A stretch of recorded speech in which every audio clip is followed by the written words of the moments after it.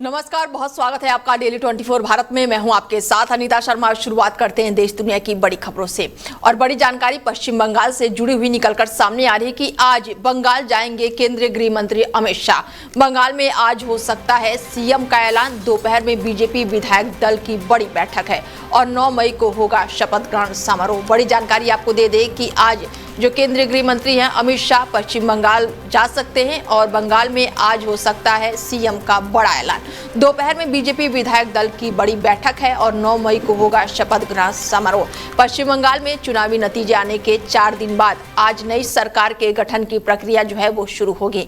BJP ने केंद्रीय गृह मंत्री अमित शाह को पर्यवेक्षण और ओडिशा के मुख्यमंत्री मोहन चरण मांझी को सह पर्यवेक्षक नियुक्त किया है। दोनों नेता दोपहर 2 बजे बीजेपी विधायक दल की बैठक में शामिल होंगे।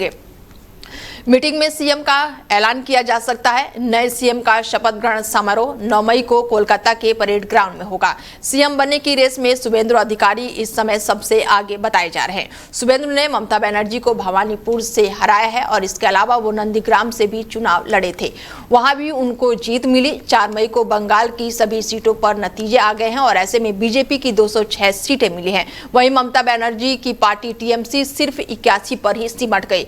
भवानीपुर से शुभेंदु अधिकारी ने ममता बनर्जी को 15,114 वोटों से हराया। शुभेंदु के खिलाफ यहां पर उनकी लगातार दूसरी हार है और ऐसे में पश्चिम बंगाल में जो है आज अमित शाह पहुंच सकते हैं, जिसको लेकर तैयारियां पूरे जोरों शोरों से चल रही है।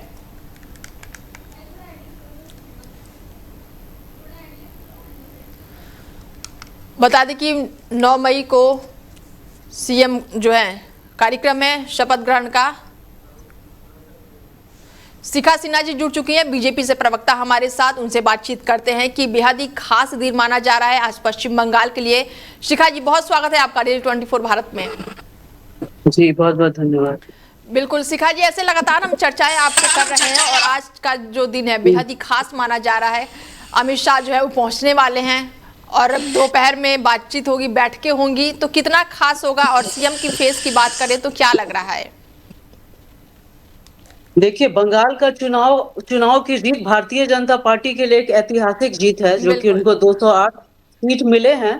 तो वैसे तो अगर भारतीय जनता पार्टी महिला आरक्षण में की बात करें तो रूपा गांगुली जी भी एक चेहरा हो सकती हैं और भी 2-3 लोग हैं। पर सबसे ज्यादा यदि किसी का क्षति हुआ है पर्सनली और इमोशनली, जो बहुत हरास हुए हैं इस चुनाव को लेके पिछले 5 साल में, वो अपने शुभेंदु अधिकारी जी हुए हैं। आप देखिए कि कुछ ही दिन पहले, 2 दिन पहले उन्होंने अपना पीए खोया, इतना मेंटल टॉर्चर हुए, उनके ऊपर हाथापाई किया गया। तो और जैसे कि वो पिछले 3 बार से ममता बनर्जी को हरा रहे हैं, तो कायदे से देखा जाए तो सीएम पद के हकदार शुभेंदु अधिकारी से और अच्छा कोई हो नहीं सकता है। बिल्कुल बिल्कुल। जी जी। और बाकी जो है वो अपना वहाँ सांसदीय सारे विधायक मिलके, जो 208 विधायक हैं, वो लोग डिसाइड करेंगे कि उनका सीएम चेहरा कौन होगा भारतीय जनता पार्टी का। ऐसे में महिला फेस की अगर मैं बात करूं शिखा जी, तो महिला फेस में इस समय किसका नाम सबसे आगे चल रहा है? जी, महिला फेस की बात करें तो ये संभावना है रूपा गांगुली जी, जो कि काफी दशक से भारतीय जनता पार्टी के लिए बहुत एक्टिव और बहुत सेवा करती रही हैं। हारने के बाद भी उन्होंने अपना फील्ड नहीं छोड़ा, जनता के दिल में कंटिन्यू उनका प्यार रहा है। तो एक वो चेहरा हो सकती हैं, लेकिन मुझे ऐसा लगता है कि शुभेंदु अधिकारी ज्यादा हकदार हैं उनके उस कुर्सी के, और वो बखूबी निभा सकते हैं। ऐसे में शुभेंदु अधिकारी के पर्सनली भी आपने बोला कि उनको ज्यादा क्षति हुई है, तो क्या लग रहा है कि उस एंगल से भी अगर हम देखें तो उनका फेस और उनका नाम हो सकता है सीएम में, क्योंकि रेस में तो बहुत से नाम चल रहे हैं। जी जी, मुझे लगता है शुभेंदु अधिकारी जी मेरे हिसाब से 70 to 80% उनका ही चेहरा हो। बाकी पार्टी क्या तय करती है तो भारतीय जनता पार्टी डिसाइड करेगी किसको सीएम फेस बनाना है। बिल्कुल, आप तो पश्चिम बंगाल में रही हैं बहुत समय तक, तो आपके हिसाब से क्या लग रहा है कि महिला को ये कमान सौंपनी चाहिए या फिर पुरुष को कमान सौंपनी चाहिए? देखिए, यहाँ महिला पुरुष की बात नहीं है। अगर बात आती है तो शुभेंदु अधिकारी वहाँ उनसे बेटर ऑप्शन कोई नहीं है। जितना करप्शन और भ्रष्टाचार फैला हुआ है, जितना रायता बंगाल में फैला है, वो चुनौती सिर्फ शुभेंदु दा ही ले सकते हैं। ये उनके बस की बात ही है मेरे समझ से। बाकी हमारे आदरणीय गृह मंत्री और मोदी जी जो कहते हैं, उनका जो दूरदर्शी है, वो पारखी है, वो बेटर ऑप्शन तय करेंगे बंगाल की राजनीति और सारे पहलुओं को देखते हुए। वो जो भी करेंगे वो बेस्ट करेंगे। अगर महिला फेस भी होता है तो ये बंगाल के लिए बेस्ट होगा। बिल्कुल।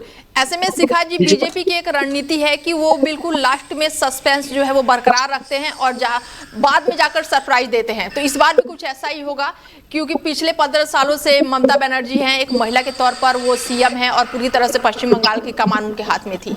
तो ऐसे में महिला के बाद से अब पुरुष को कमान देना, तो थोड़ा सा क्या लग रहा है कि पश्चिम बंगाल में इसको थोड़ा अलग हो जाएगा या फिर बीजेपी सरप्राइज देगी महिला को लेकर? नहीं नहीं, ये तो कुछ कह नहीं सकते हैं। वो टीएमसी और भारतीय जनता पार्टी का तो कोई मेल नहीं, चूंकि ममता दीदी टीएमसी पार्टी को बिलोंग करती थी और शुभेंदु दा अपने क्षेत्र से पिछले 3 बार से वो सबसे ज्यादा भारी बहुमत। मैंने बोला ना कि रूपा गांगुली जी एक ऑप्शन मुझे दिख सकती हैं और शुभेंदु दा जैसा बेस्ट ऑप्शन तो है ही नहीं। और यदि चुनाव की बात करें तो हर तरह से टॉर्चर, जिसको बोलते हैं मेंटल से फिजिकल फाइनेंशियल टॉर्चर, वो शुभेंदु दादा के साथ सबसे ज्यादा हुआ है। रूपा गांगुली जी ने भी काफी संघर्ष किया है। तो मुझे ऐसा लगता है इन दोनों में से कोई, किसी को भी पार्टी किसी को भी सीएम का फेस बना सकती है। हम सबके लिए सरप्राइज है। वैसे मुझे, हम लोग को भी कोई आइडिया नहीं है। बंगाल के चुनाव और बिहार के चुनाव में काफी फर्क है। वहां का ग्रास रूट और ग्राउंड लेवल को देखते हुए पार्टी क्या डिसाइड करेगी, जो भी करेगी अच्छा ही करेगी, दूरदर्शी होके ही करेगी। बिल्कुल शिखा जी, ऐसे में जब लास्ट समय प्रधानमंत्री नरेंद्र मोदी पश्चिम बंगाल गए थे, अपने संबोधन में उन्होंने कहा था कि अब मैं पश्चिम बंगाल शपथ ग्रहण समारोह में आऊंगा। तो उनकी भविष्यवाणी अब सच हो गई है, और क्या वो कल शामिल होंगे?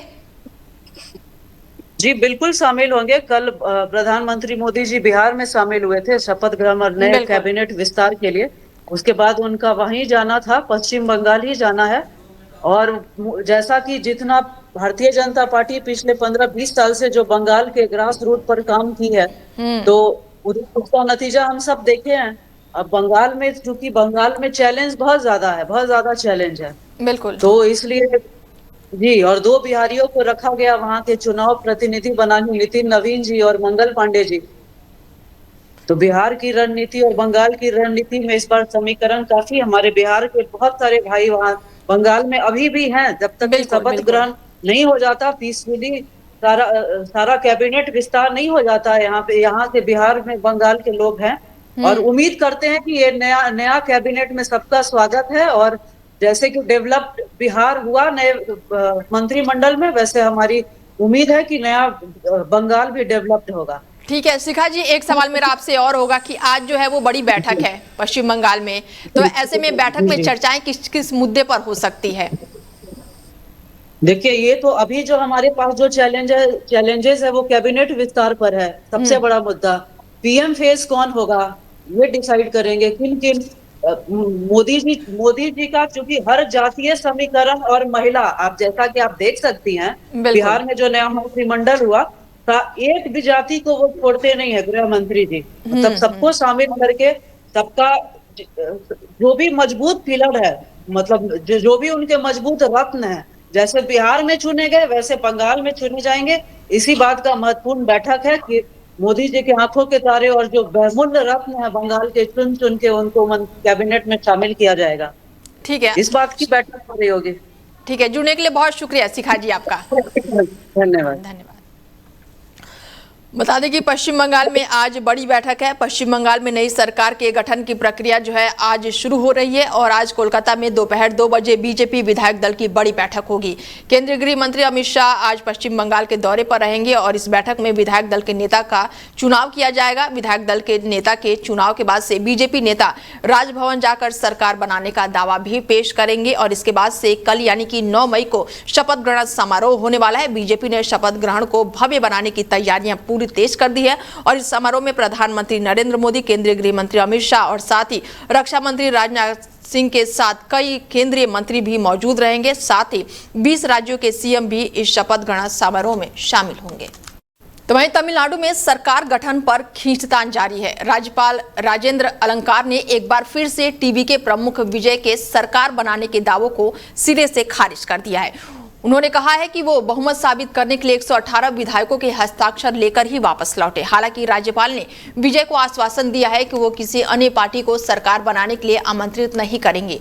और इसी बीच टीवीके ने संख्या बल जुटाने के लिए वामपंथी दलों, वीसीके और साथ ही प्रयास अब जो है वो लगातार उन्होंने तेज कर दिए। वहीं डीएमके पार्टी के सभी विधायकों को निर्देश दिया गया है कि 10 मई तक चेन्नई में रहें। पार्टी हित में होना बड़ा फैसला वाला माना जा रहा है। ऐसे में तमिलनाडु में विजय की सरकार को लेकर लगातार उतार चढ़ाव देखने को मिल रहा है।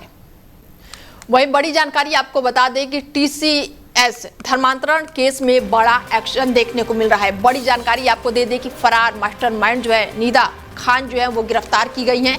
टीसीएस धर्मांतरण केस में ये बड़ा एक्शन हुआ है। फरार मास्टरमाइंड जो है वो फिलहाल पुलिस के हत्थे चढ़ गई है और यौन उत्पीड़न और धार्मिक भावनाएं आहत करने का आरोप है और अब तक 9 एफआईआर दर्ज है।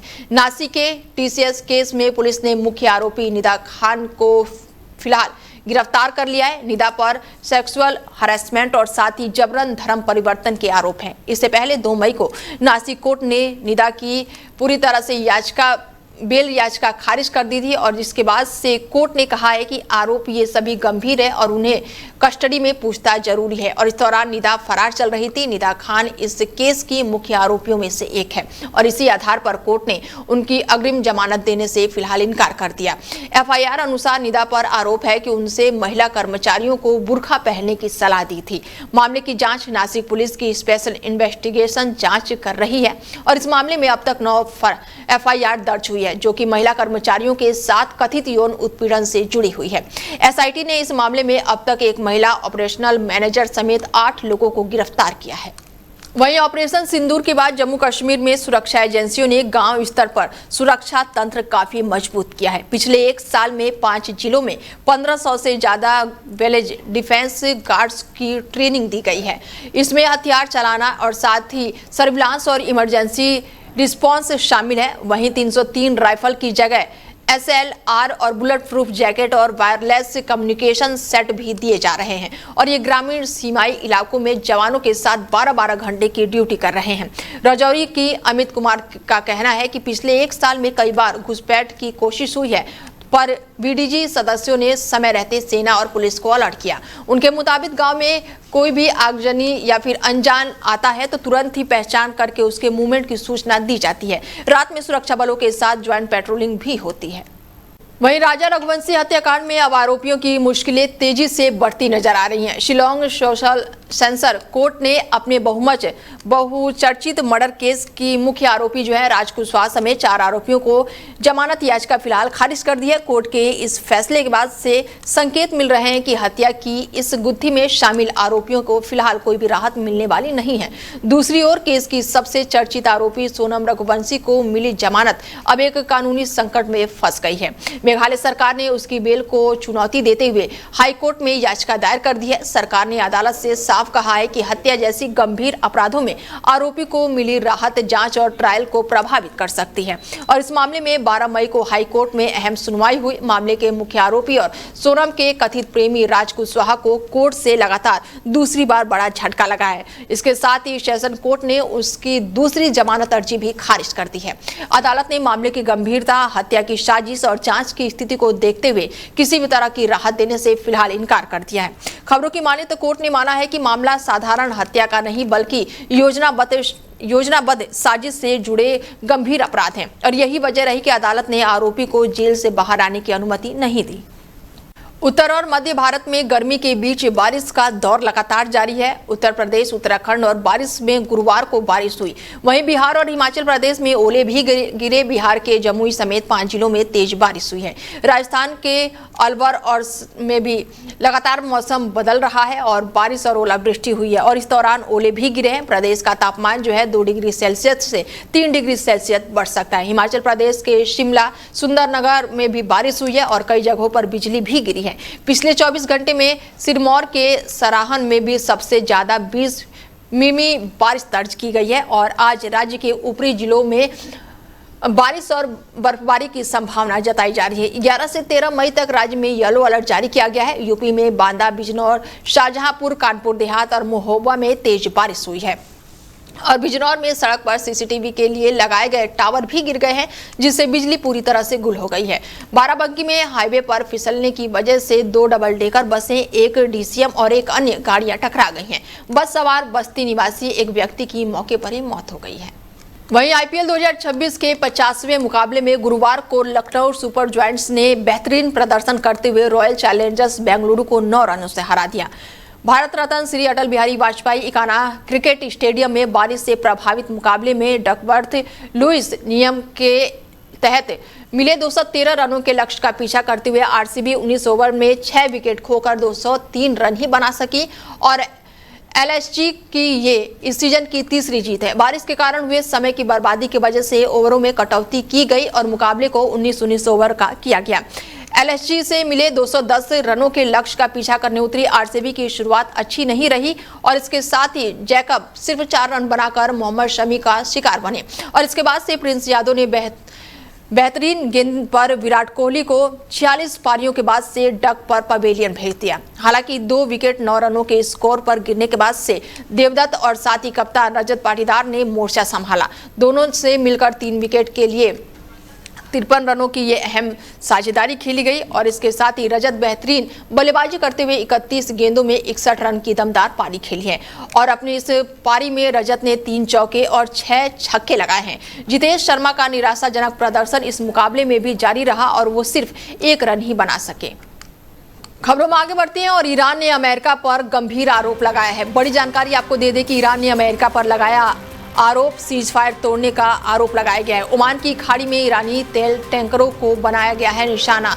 ईरान ने अमेरिका पर सीज फायर तोड़ने का गंभीर आरोप लगाया है। ईरान ने कहा है कि अमेरिकी सेना ने ओमान की खाड़ी में ईरानी तेल टैंकरों को निशाना बनाया है। इसके बाद से ईरान ने बिना किसी हिचकिचाहट के करारा जवाब देने की चेतावनी भी दी है।